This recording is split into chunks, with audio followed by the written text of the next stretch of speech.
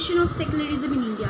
Part first of the video में हमने इसके पहले की डिस्कशन की कॉन्स्टिट्यूशनल प्रोविजन और नेचर ऑफ इंडियन सेकुलरिज्म। इस वीडियो में हम बात करने वाले हैं कि हमारी सेकुलरिज्म के सामने कौन कौन से चैलेंजेस हैं। तो फर्स्ट वन था रिलीजन वर्सेस पॉलिटिक्स।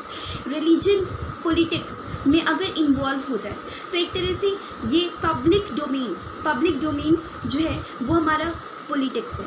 तो पॉलिटिक्स में अगर रिलीजन का इन्वॉल्वमेंट है तो हो सकता है कि उसमें एक पर्टिकुलर रिलीजन को ज़्यादा फेवर किया जाए एज़ कम्पेयर टू अदर। तो ये एक सबसे बड़ा चैलेंज है। टाइम एंड अगैन इसके लिए कई बार जजमेंट आए हैं। उसके लिए मैं आपको मेंशन करना चाहूँगी 2017 का वर्डिक्ट। 2017 के वर्डिक्ट में ये कहा गया था कि कोई भी कैंडिडेट जो इलेक्शन के लिए कैंपेन कर रहा है वो ना सिर्फ अपने धर्म के आधार पर बल्कि वोटर्स के धर्म के आधार पर भी वोट नहीं मांग सकते उन लोगों से यानी कि जनता से, और अगर वो ऐसा करते हैं तो इसे करप्ट प्रैक्टिसेस माना जाएगा और उन्हें डिस्क्वालीफाई भी किया जा सकता है। इसके अलावा यहाँ पे ध्यान देने वाली बात ये है कि कई बार ये पॉइंट आउट किया जाता है माइनॉरिटीज़ के द्वारा कि 1996 में जो एक जज ने कहा था कि हिंदुत्व या फिर हिंदुइज़्म को नैरो टर्म्स में नहीं इंटरप्रेट करना चाहिए, इसका मतलब होता है एक वे ऑफ लाइफ। तो ये कहाँ तक ये करेक्ट है, ये कहाँ तक अप्रोप्रिएट है। तो ये कई बार माइनॉरिटीज़ इस पॉइंट को रेज़ करते हैं कि ये सही नहीं है। चलते हैं आगे। सेकेंड पॉइंट अगर हम बात करें तो वो ये है कि डिस्क्रिमिनेटरी नॉर्म्स अगेंस्ट वेमेन। इसके लिए मैं आपको एग्जांपल देना चाहूँगी केवल दो केसेस का, शाहबानो केस और दूसरा सबरीमाला वर्डिक्ट। पहले स्टार्ट करते हैं शाहबानो केस। शाहबानो केस एक 44 ईयर ओल्ड वेमेन इतने सारे जुडिशरी के चक्कर लगाती है लेकिन फिर भी ट्रिपल तलाक से प्रभावित उस महिला को कहीं पे जस्टिस नहीं मिलता। अल्टीमेटली वो सुप्रीम कोर्ट में जाती है। सुप्रीम कोर्ट उसे अपना एक जजमेंट सुनाती है, वर्डिक्ट सुनाती है 1985 में। उस जजमेंट में क्या कहा गया दोस्तों, उसमें ये कहा गया कि मेंटेनेंस यानी एलिमनी प्रोवाइड करना उस वुमेन को ये उसका राइट है। और ये भी कहा सुप्रीम कोर्ट ने कि जितने भी जेंडर डिस्क्रिमिनेटरी नॉर्म्स प्रिवेल करते हैं पर्सनल लॉज में उसके लिए कुछ कंसिडरेशन में लेंगी लेजिस्लेचर यानी पार्लियामेंट इसके ऊपर ध्यान देंगी और यूसीसी की तरफ बढ़ने की कोशिश करेंगी। First time uniform civil code का वहाँ पे मेंशन किया गया। बट यहाँ आगे सेकेंड केस की तरफ सबरीमाला वर्डिक्ट हमें पता है लास्ट ईयर आया था। सबरीमाला वर्डिक्ट में कॉन्स्टिट्यूशनल मोरालिटी को अपहोल्ड करते हुए ये कहा गया था कि हमारे कॉन्स्टिट्यूशन में मात्र एक बायोलॉजिकल फीचर के आधार पे, मेंस्ट्रुएशन के आधार पे जो कि विमेन में हो रहा है उसके आधार पे उनके डिग्निटी को प्रभावित नहीं किया जा सकता, उनके राइट टू रिलीजियस फ्रीडम को प्रभावित हम नहीं कर सकते। और इसी कॉन्स्टिट्यूशनल मोरालिटी को अपहोल्ड करते हुए ये कहा गया था कि women of every age can enter in the Ayyappa lord Ayyappa's temple. So that was the Sabarimala temple verdict. So these are the two cases in this, and which shows that how it is a challenge in front of India's secularism, because time and again the devotees pointed out that the government, the judiciary has no right to intervene in their religious practice.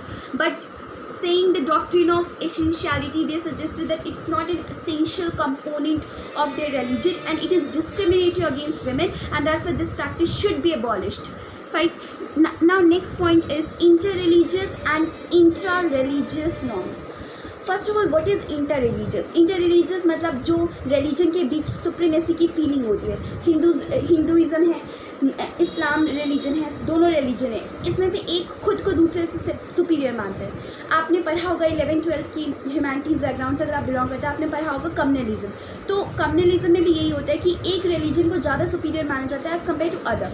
मैं यहाँ पर पंडित नेहरू को coat करना चाहूँगी। क्या कहा था उन्होंने कहा था कि जब एक्सटर्नल एग्रेशन होता है तब हमारा देश ज़्यादा थ्रीटेंड होता है। ज़्यादा थ्रीटेंड जितना भी होता है कम थ्रीटेंड होता है एज़ कम्पेयर टू जब हमारे देश में एक तरह का कम्युनलिज्म का एटमॉस्फेयर होता है। मैं बोलना ये चाहती हूँ कि जब हमारे देश में एक्सटर्नल एग्रेशन होता है तब तो सारे देश के वासी यूनाइट हो जाते हैं, तो हमें उससे इतना खतरा नहीं है जितना कम्युनलिज्म से, क्योंकि कम्युनलिज्म में डिफरेंट रिलीजियस ग्रुप आपस में ही डिवाइडेड हो जाते हैं। समझ रहे हैं आप। बढ़ते हैं आगे। Second point intra religious domination. देखिए इंट्रा रिलीजियस का मतलब क्या है। पहली बात इंट्रा रिलीजियस मतलब रिलीजन के अंदर जो नॉर्म है वो एक सेगमेंट को ज़्यादा प्राइमेसी दे रहे हैं एज़ कम्पेयर टू अदर।